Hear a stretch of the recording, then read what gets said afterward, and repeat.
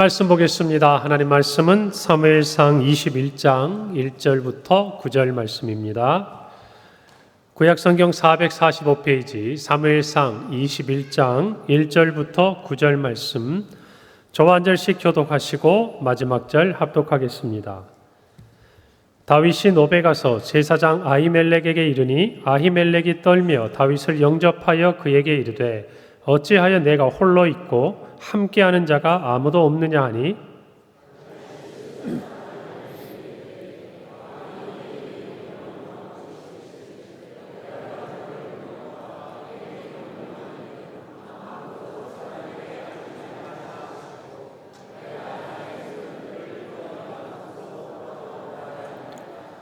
이제 당신의 수중에 무엇이 있나이까? 떡 5덩이나 무엇이나 있는 대로 내 손에 주소서 하니,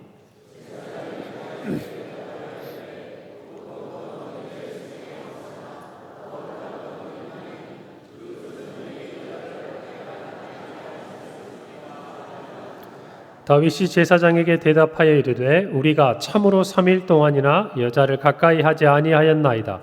내가 떠난 길이 보통 여행이라도 소년들의 그릇이 성결하겠거든 하물며 오늘 그들의 그릇이 성결하지 아니하겠나이까 하매,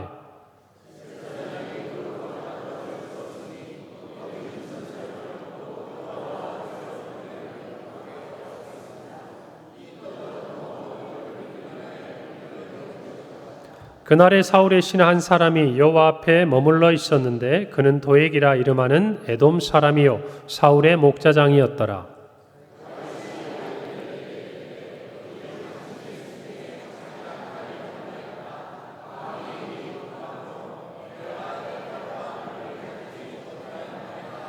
함께 읽습니다. 제사장이 이르되 내가 엘라 골짜기에서 죽인 블레셋 사람 골리앗의 칼이 보자기에 쌓여 에봇 뒤에 있으니 내가 그것을 가지려거든 가지라.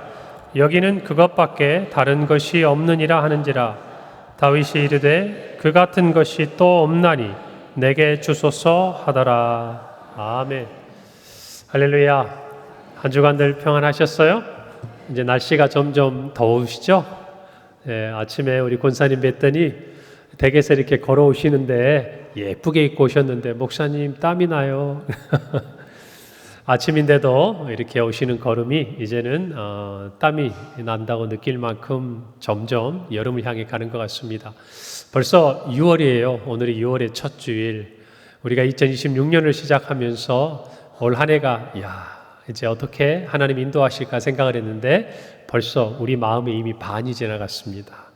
그 기간 동안 하나님이 저희를 인도하시고 사랑하셨고 또 우리의 삶의 순간순간마다 우리의 보호자가 되어 주셨음을 고백합니다. 앞으로 우리 모든 삶에도 여전히 어려움과 고난이 우리 앞에 있겠지만 하나님께서 거뜬히 이기게 하실 줄도 믿습니다. 우리의 삶을 살다 보면 세상의 모든 것들이 하나하나 끊어지는 것 같은 날이 올 때가 있어요. 의지했던 우리의 힘도 또 건강도 물질도 또 사람도 어느 순간 뒤돌아보면 하나하나 다 내 곁에서 떠나가 버리고 나 혼자 남은 것 같은, 그래서 어떻게 살아야 할까, 어디로 가야 할까, 문득 그냥 혼자 광야에 서 있는 것 같은 그런 때가 우리의 삶에 있기 마련입니다. 위기의 순간이죠. 고난의 순간입니다. 어디로 가야 할까, 광야처럼 길을 잃은 것 같은 그런 순간이 우리의 삶에 올 때가 있다라는 것입니다. 오늘 다윗이 그렇습니다. 사울의 손에서 다윗의 피난처와 구원자가 하나님이 되어 주셨지만 그러나 그 여정은 끝이 아니라 이제 시작이 된 것이죠. 바로 다윗이 도피의 삶 그리고 광야의 생활이 시작된 겁니다. 우리는 지난 19장에서 하나님이 어떻게 다윗의 진정한 그리고 영원한 피난처가 되시고 보호자가 되셨는지를 확인했습니다. 요나단이 그를 도와주었고 그의 아내 미갈이 그가 도망하도록 살려주었고 더 나아가서 그가 선지자 사무엘에게 몸을 피함으로 그는 이 모든 위기에서 벗어날 수 있었습니다. 그러나 말씀드린 대로 그것은 영원하고 진정한 피난처가 될 수 없었지요. 이어지는 사무엘상 20장에서 다윗과 요나단의 깊은 우정을 성경은 알려줍니다. 이제 사무엘이 있던 그 라마 나요스에서도 머물 수가 없는 다윗이 갈 수 있는 것은 다시 사울이 가까운, 그리고 자신이 가장 믿을 수 있는 요나단의 곁이었습니다. 요나단은 자기 아버지 사울이 다윗을 죽인다는 것을 확신하지 못했어요. 그러나 다윗은 느끼고 있었습니다. 그래서 두 사람이 계략을 세워서 사울의 본심을 확인합니다. 요나단도 알게 돼요. 정말 내 아버지가 다윗을 죽이려 하는구나. 그래서 이미 전에 다윗과 약속한 대로 화살을 쏘아서 그것을 신호로 다윗이 도망가게 합니다. 눈물겨운 이별을 두 사람이 우정을 확인하며 하게 되지요. 오늘 우리가 읽은 21장은 이제 다윗이 사울을 피해서 도망하는 과정이 담겨 있습니다. 먼저 노브로 갑니다. 그곳에서 제사장 아히멜렉을 만납니다. 그는 그에게 도움을 청하고 그곳에 있던 진설병, 떡을 먹으면서 자신의 줄인 배를 채웁니다. 그리고 또 하나, 그가 죽인 골리앗이 가지고 있었던 칼을 그곳에서 얻어 그는 무장을 하고 이 놉을 떠나가게 되죠. 그리고 오늘 읽진 않았지만은 이후에 21장 하반부에 보면 다윗은 놀랍게도 원수의 땅이었던 블레셋으로 갑니다. 그곳 가드에서 몸을 피하려 가는데 그곳 사람들이 두려워하죠. 왜요? 블레셋에 있어서 다윗은 위대한 이스라엘의 용사일 뿐만 아니라 자기 민족에게 큰 위협이 되었던 사람이기 때문입니다. 그래서 다윗이 죽을 수도 있는 생명의 위기의 순간을 맞이하는 때 다윗은 놀랍게도 대문을 그적거리고 침을 흘리고 정상이 아닌 미친 사람 같은 연기를 해야 합니다. 그렇게 해서 그는 목숨을 이어가는 비참한 이야기가 오늘 21장 기록되어 있습니다. 오늘 성경을 보면 다윗이 사울을 피해서 도망한 첫 번째 장소가 바로 놉이라는 곳이었습니다. 이 놉은요, 그 당시 사울이 머물던 기브아에서 남동쪽으로 4km, 그리고 이곳이 예루살렘에서 보면 북쪽 방향이에요. 한 4km 정도에 위치한 지점인데, 왜 이 놉이라는 장소가 오늘 성경에 언급되고 있는가 하면, 그 전에 여러분 사무엘이 있을 때 성막이 있고 대제사장 엘리가 있었던 곳이 실로라는 곳이었습니다. 그런데 그곳에서 블레셋과의 전쟁에서 패배한 이후에 이 성막이 옮겨가게 돼요. 그 과정 속에 바로 이 놉이라는 곳으로 와 있었습니다. 어떻게 그것을 알 수 있냐면 이 아히멜렉은 단순한 제사장이 아니라 그 당시에 제사장의 역할을 감당하고 있었고 또 엘리의 후손이었기 때문입니다. 또 그곳에는 성경에 보면 에봇이 보관되어 있었어요. 이 에봇은 뭐냐면 대제사장만이 입을 수 있었던 그런 의복, 예식을 위해서 입었던 것이었기 때문에 바로 이 놉이 당시에 성막과 더불어서 대제사장 아히멜렉이 있었던 장소였음을 우리는 알 수 있습니다. 여러분 이전의 기억을 보면 다윗은 자신의 생명이 위급했던 순간에 자기 집에서 도망가서 선지자 사무엘의 고향 라마로 피합니다. 그러나 그것도 그의 완전한 피난처가 될 수 없었죠.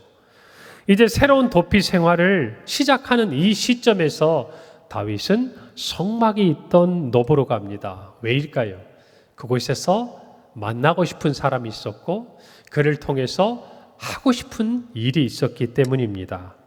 위기의 순간, 도망자의 신분, 어디로 가야 할지 알 수 없었던, 길을 잃어버린 것 같은 그 순간에 다윗은 왜 아히멜렉을 찾아갔고 그곳에서 그는 무엇을 얻고자 했는가?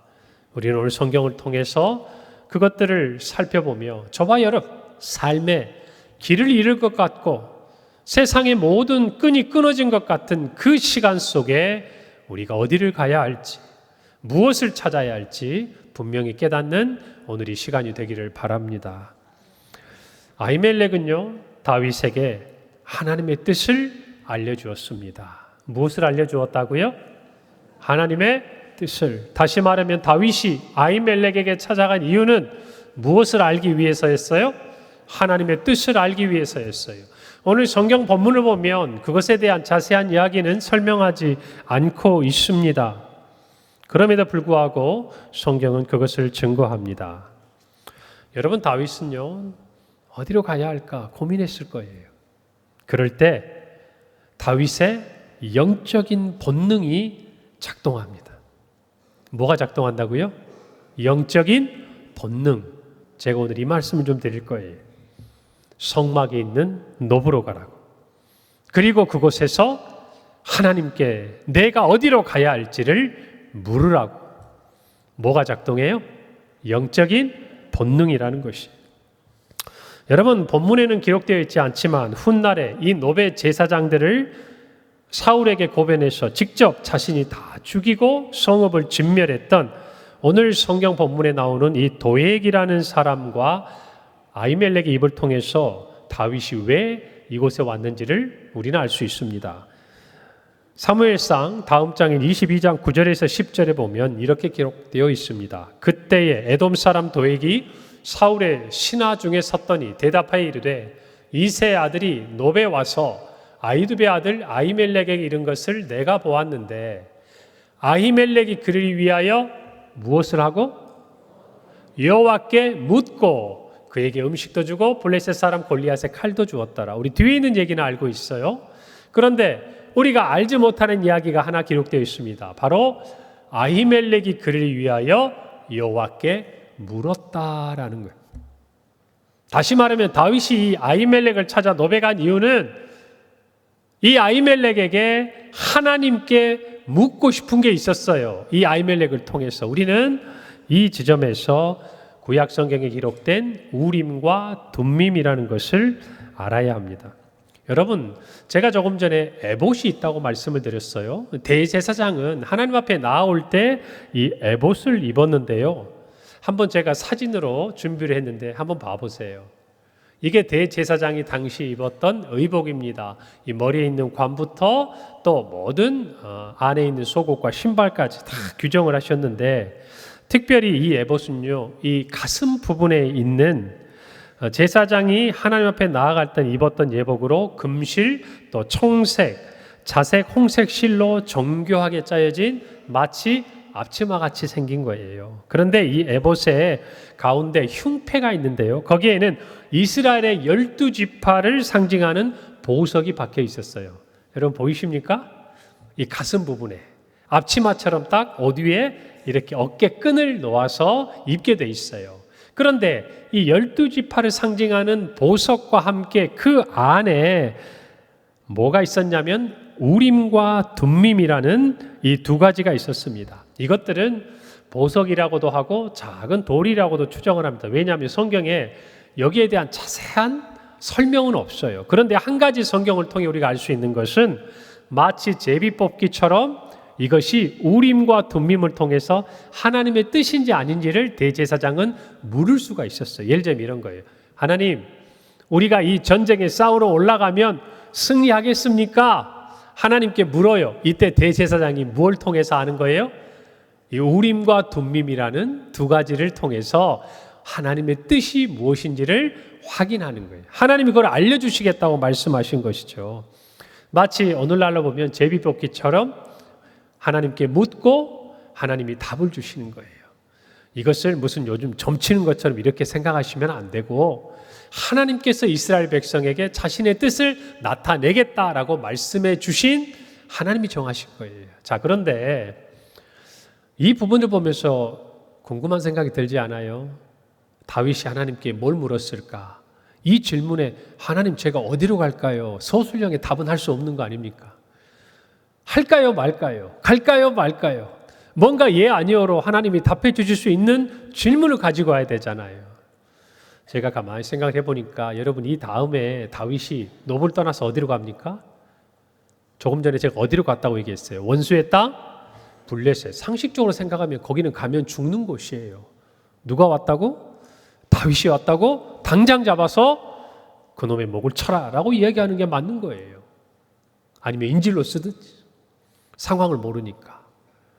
여러분 그런데 다윗은 사울을 피해서 블레셋으로 갑니다. 이스라엘 땅에는 사울의 눈을 피할 곳이 없다는 것을 알았기 때문이겠죠. 그럼에도 불구하고 그 선택은 결코 쉬운 것이 아니었어요. 그래서 저는 그런 생각을 한번 해봤어요. 만약 내가 다윗이면 뭘 물어봤을까? 생각할 때 내가 이스라엘에는 안전한 곳이 없으니 하나님 제가 블레셋으로 가도 될까요? 저는 그렇게 물어봤을 것 같아요. 제 생각이에요. 그리고 그의 발걸음이 블레셋을 향하고 있으니까. 중요한 건 무엇을 물었냐가 아니에요. 지금 다윗이 그의 인생의 세상의 모든 끈이 끊어진 것 같은 그 순간에 어디로 갔다? 노브로 갔다. 무엇이 있는? 성막에 있는, 누가 있는? 대제사장에 있는 그곳에서 무엇을 하기 위해? 하나님의 뜻을 묻기 위해서. 사랑하는 여러분, 우리는 긴급할수록 어려울수록 많은 실수들을 할 때가 많아요. 누구를 찾아가야 할지, 누구의 말에 귀를 기울여야 할지, 내가 지금 어디로 가야 할지. 여러분, 그런데요, 성도는 한 가지 영적인 본능이 있어야 돼요. 그게 뭐냐면 내 삶에 고난이 찾아오고 내가 길을 잃어버린 것 같고 어떻게 해야 할지 내 지혜로는 도무지 알 수 없고 내 능력으로는 할 수 없다라는 그 순간에 다윗처럼 어디를 찾아가요? 성막에 있는 놉을 찾아가서 대제사장에게 하나님의 뜻을 물어야 한다는 거예요. 오늘날로 말하면 내가 무엇을 하고 어디로 가야 할지 알 수 없을 때 우리 안에 있는 하나님의 자녀된 우리의 영적인 본능이 한 곳을 가리키는 거예요. 하나님께 나아가라. 주님 전에 나아가라. 주님 앞에 물어라. 이게 하나님의 자녀가 가지고 있는 영적인 본능이었어. 여러분, 다윗이 무엇을 묻고 말했는지 우리는 알 수 없어요. 그러나 한 가지 분명한 것이 있어요. 이제부터 다윗의 삶은 하나님이 가라고 하면 가고 하나님이 가지 말라고 하면 가지 않는 인생으로 하나님의 인도함을 받기 시작했다는 거예요. 할렐루야. 이제는 자기의 집도, 자기를 따르던 사람들도, 자기의 군사들도 몇몇 외에는, 그리고 자기를 사랑했던 요나단도 곁에 없어요. 광야예요. 혼자 남겨졌어요. 여러분, 광야에서 사는 삶의 원칙이 바로 이거예요. 여러분, 이스라엘 백성들이 출애굽했을 때 그들이 가나안 땅, 약속의 땅을 가기 위해 광야를 거쳐가야 했습니다. 그 광야를 그들이 어떻게 걸어갔는 줄 아십니까? 출애굽기 40장 36절, 37절이에요. 우리 한 목소리를 읽어봅시다. 시작. 구름이 성막 위에서 떠오른 때에는 이스라엘 자손이 그 모든 행진하는 길에 앞으로 나아갔고 구름이 떠오르지 아니할 때에는 떠오르는 날까지 나아가지 아니하였다. 이게 뭐예요? 이게 광야를 지나갔던 이스라엘 백성들의 삶의 방식이었어요. 뭐가 움직이면? 구름이 움직이면 텐트를 걷고 짐을 싸고 가는 거예요. 성막 위에서 구름이 움직이기 시작하면 하나님이 가라고 하시는구나. 한참 가다가 멈춰요. 그러면 그곳에 텐트를 치고 머물러요. 언제까지? 구름이 다시 움직일 때까지. 여러분, 이것이 길을 모르는 하나님의 자녀가 광야를 살아가는 방법입니다. 어디 위에 떠 있는 구름? 성막 위에 떠 있는 구름. 그 구름은 뭐죠? 하나님의 뜻이에요. 하나님의 인도하심이에요. 하나님의 말씀이에요. 여러분, 자신의 인생의 광야길을 시작하면서 다윗은 성막을 찾아갑니다. 그리고 그곳에서 하나님께 물어요. 하나님, 갈까요? 아니면 가지 말까요? 사랑하는 여러분, 우리의 삶의 광야 같은 시간이 찾아올 때가 있습니다. 그때 우리의 마음은, 우리의 몸은 어디를 향하고 있습니까? 하나님의 자녀들에게 주신 이 영적인 본능은 위기의 순간에, 고난의 순간에, 길을 잃어버린 그 순간에 세상이 아니라 하나님을 찾아가요. 할렐루야. 이게 저와 여러분 안에 있는 본능이에요. 하나님의 자녀들의 영적인 본능이다 그 말입니다.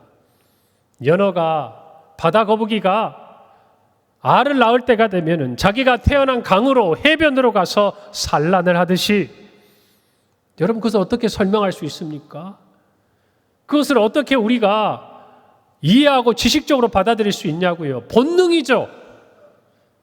그저 자기들 안에 DNA가 있어요. 그때가 되면 이리 가야 한다고. 우리도 마찬가지. 우리의 삶에 평안할 때는 내가 가고 싶은 대로, 내가 하고 싶은 대로 움직이다가, 그러다가도 내 인생의 광야가 열리고 내 삶의 세상의 모든 것이 끊어지는 그때가 되면 우리의 마음에 있는 이 영적인 본능이 우리에게 신호등을 켜는 거예요. 어디로 가라고? 노브로 가라고? 어디로 가라고? 성막으로 가라고? 누구에게 가라고? 아히멜렉에게 가서 무엇하라고? 하나님의 뜻을 물으라고. 여러분, 이게 광야 같은 시간을 지나가는 성도들의 삶의 방식이에요. 여러분은 어떠십니까? 여러분의 삶에 고난이 찾아오고 어려움이 찾아올 때 어디로 가고 계세요? 무엇을 찾고 있어요? 누구를 만나고 있습니까? 누구의 말에 귀를 기울이고 있습니까? 다윗을 통해서 우리는 분명히 알아야 합니다. 위기와 고난의 순간이 우리에게 있어요. 여러분, 우리 교회 성도들 최근에 아픈 분들이 많아요. 어려운 일을 겪고 있는 분도 많고요.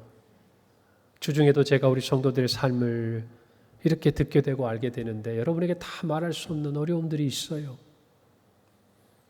여러분, 우리가 살면서 맞닥뜨게 되는 예상치 못한 그와 같은 삶의 시간들을 지나가면서 우리는 그때 어떤 영적인 본능이 발동되고 있냐 그 말이에요. 사랑하는 여러분, 그런 이야기를 들었을 때 제가 이렇게 봅니다. 어느 날 이유 없이 새벽 기도의 자리에, 수요 예배, 금요 기도의 자리에 나오고 있는 분들을 보면 반가운 마음보다 제 마음이 어떤 마음이 드냐면, 무슨 일이 있는가? 무슨 기도할 제목이 생겼나? 전 사람한테 넌지시 물어봐요. 한번 알아보라고. 그런데 또 한 가지 마음이 있어요. 분명히 힘든 이야기를 들었는데, 어려운 이야기를 들었는데 보이지가 않는 거예요. 기도의 자리에, 예배의 자리에서 나타나지 않는 거예요. 무슨 생각하겠어요? 지금 어디 계시나? 지금 무엇을 하고 있는가? 사랑하는 여러분, 여러분 인생의 고난의 자리, 광야의 시간을 지나갈 때 여러분은 어디에 계십니까? 여러분의 영적인 본능이 여러분에게 무엇을 말합니까? 어디로 가라고 가르쳐 줍니까? 하나님 앞에 나와야 합니다. 할렐루야. 알아서 나오는 게 아니에요. 모르기 때문에 나오는 거예요. 내 힘을 할 수 없기 때문에 나오는 거예요. 내가 어디로 가야 할지 알 수 없기 때문에 나오는 거예요. 그렇게 하나님의 뜻을 알고 싶어 나오는 거예요. 거기에서 출발하는 거예요.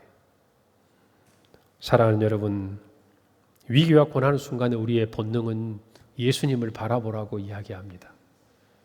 예수님께 나아오라고 이야기합니다. 우리의 대제사장 되신 예수님 앞에, 우리의 모든 것을 동정하시고 아시는 주님 앞에, 우리를 위해 십자가에 죽으신 주님 앞에, 그 십자가에 달리신 주님을 바라보며 나오라고 우리의 영적인 본능은 우리에게 끊임없이 이야기해요. 이 소리를 외면해서는 안 됩니다. 지나쳐서는 안 되는 거예요. 만약 그마저도 느낌이 없다면 여러분의 영혼의 상태는 지극히 위험한 상황이에요. 오늘 저와 여러분이 이 다윗을 통해서 어디로 가야 할지를 분명히 깨닫기를 바랍니다. 여러분 인생에 위기가 찾아옵니까? 여러분의 힘으로 할 수 없는 그 어떤 시간들이 옵니까? 세상의 모든 끈이 끊어진 것 같습니까? 주님 앞에 나아가세요. 예배의 자리, 기도의 자리에서 얼굴을 보이세요. 제 마음도 이런데 주님의 마음은 어떠시겠습니까?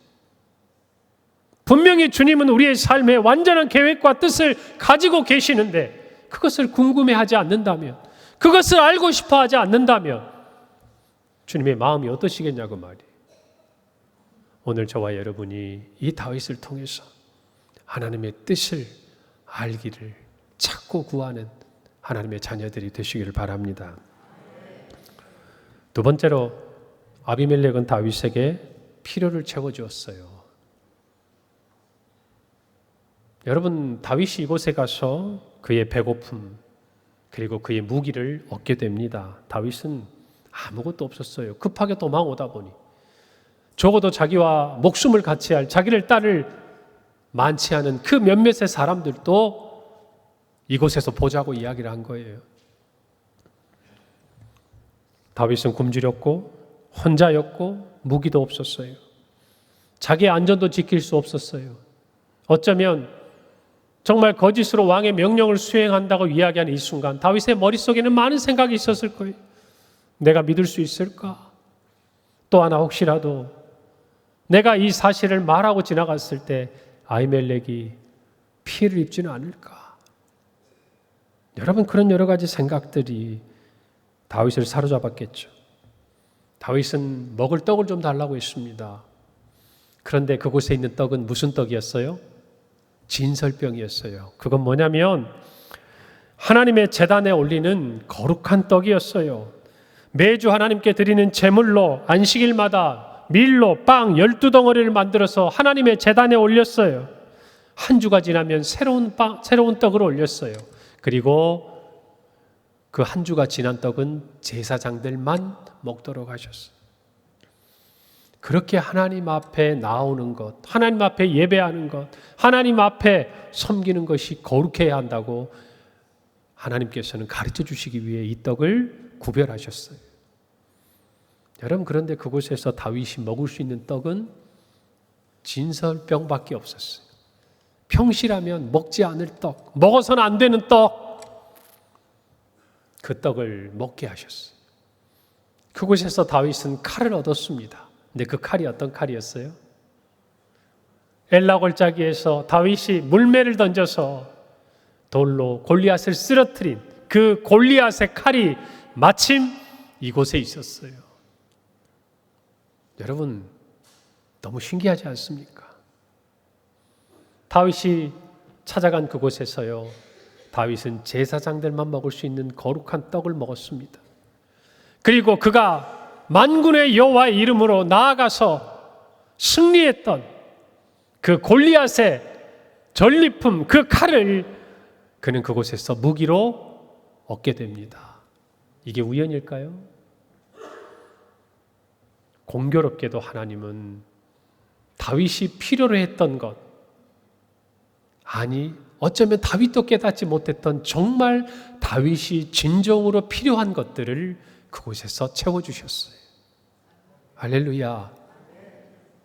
여러분, 하나님은요, 아히멜렉을 통해서 다윗에게 제사장들만 하나님께 드리는 떡, 그 떡을 다윗에게 주셨어요. 이게 뭘 의미할까요? 내가 너를 먹이겠다는 것이에요. 세상에 다른 것이 아니라 제사장이 편하게 주고 먹을 수 있는 떡이 없다라고 이야기하는 그 순간 마치 그것은 다윗의 인생과 같은 거예요. 다윗은 먹을 떡이 없었어요. 가지고 있는 게 없었어요. 도망자의 신세였어요. 그럴 때 하나님께 드렸던 떡을 하나님은 다윗에게 먹게 하셨어요. 그리고 다윗에게 이것을 가르쳐 주시는 거예요. 내가 너를 먹일 것이라는 거예요.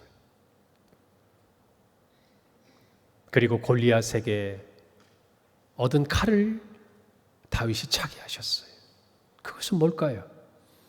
이곳에 올 때 다윗은 먹을 것도 무기도 없었지만 이곳을 나가는 순간 그는 앞으로의 광야 시간 속에 하나님이 그를 먹이실 것을 알았고, 또 하나 그가 만군의 여호와의 이름으로 나아가 승리했던 것처럼 이 세상을 나아가서 사울의 모든 위협 가운데서도 승리할 수 있는 칼을 들고 나간 거예요.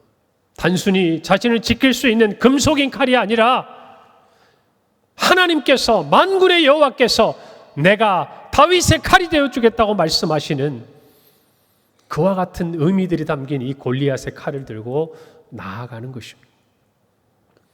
단순한 필요가 아니에요. 다윗은 어쩌면 생각지도 못했을, 하나님이 앞으로 다윗을 어떻게 보호하시고 먹이시고 인도하실지를 이 두 가지 사건을 통해 하나님은 보여주시고 있는 거예요. 할렐루야. 이 마음을 생각하고 떠나는 다윗은 어떤 마음일까요? 오늘 저와 여러분도 마찬가지입니다. 여러분, 우리의 삶에 우리는 배고프고 굶주릴 때가 있어요. 단순히 육체의 배고픔이 아니라 아무리 가져도 허기가 져, 아무리 먹어도 배가 고파요. 아무리 세상에서 무엇인가를 누려도 만족할 수가 없어요. 여러분, 그때 우리는 누구 앞에 나아가야 될까요? 하나님 앞에, 예수 그리스도 앞에 나아가야 하는 줄 믿습니다. 요한복음 6장 35절에서 예수님은 친히 이렇게 말씀하셨어요. 예수께서 이르시되 나는 생명의 떡이니 내게 오는 자는 결코 줄이지 아니할 것이요 나를 믿는 자는 영원히 목마르지 아니하리라. 할렐루야. 오늘 여러분 세상 가운데서 아무리 먹어도 채우지 못하는 허기가 있습니까? 허무함이 있습니까? 굶주림이 있습니까? 광야 같은 세상 가운데, 혼자 남겨진 세상 가운데서 여러분을 지키지 못할, 여러분을 보호해 줄 세상에 그 아무것도 가지지 못해서 두려워하고 있습니까? 예수 그리스도가 생명의 떡이 되심을 믿으시길 바랍니다. 나사렛 예수 그리스도의 이름으로 세상에 나아가 승리할 수 있는 칼을 주신 것을 믿으시기를 바랍니다. 다윗에게 만군의 여호와의 이름이 그 어떤 칼보다 가장 강력한 무기가 되었던 것처럼 오늘 저와 여러분은 나사렛 예수 그리스도의 이름으로 세상을 이기고 변화시키는 하나님의 군사인 것을 믿으셔야 합니다. 그리고 그것을 들고 나아가는 자리가 이 자리가 되셔야 돼요.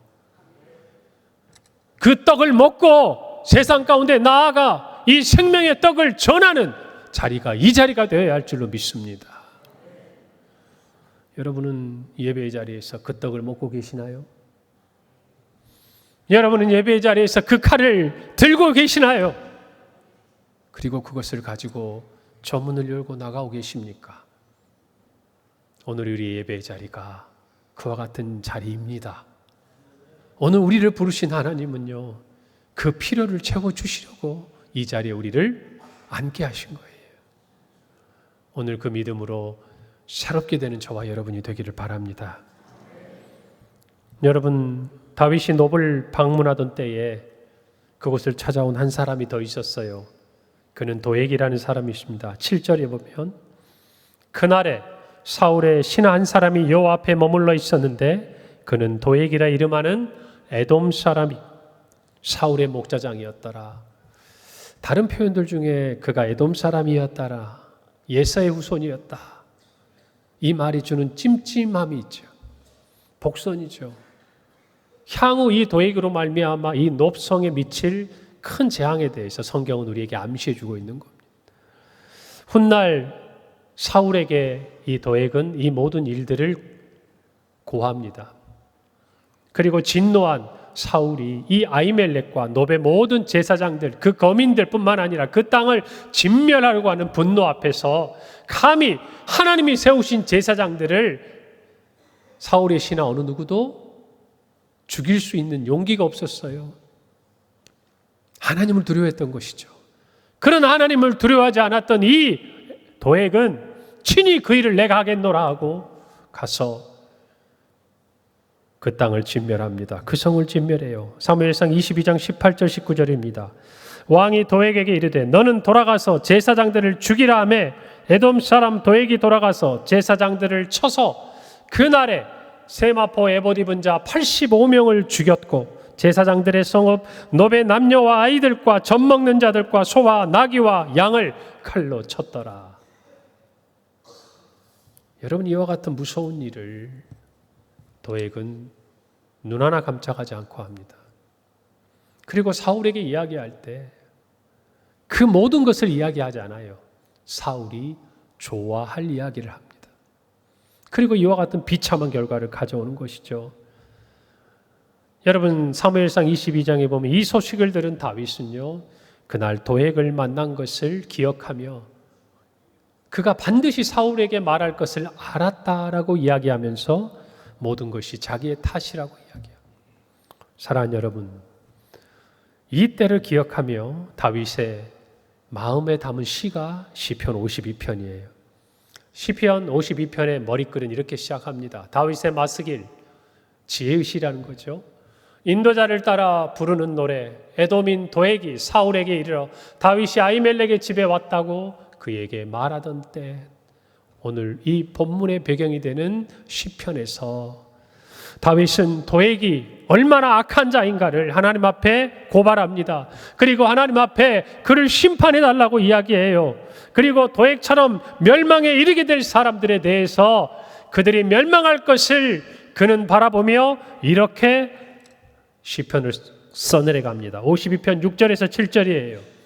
의인이 보고 두려워하며 또 그를 비웃어 말하기를 이 사람은 하나님을 자기 힘으로 삼지 아니하고 오직 자기 재물의 풍부함을 의지하며 자기의 악으로 스스로 든든하게 하던 자라 하리로다. 의인들이 이 악인의 멸망을 보면서 뭐라고 이야기합니까?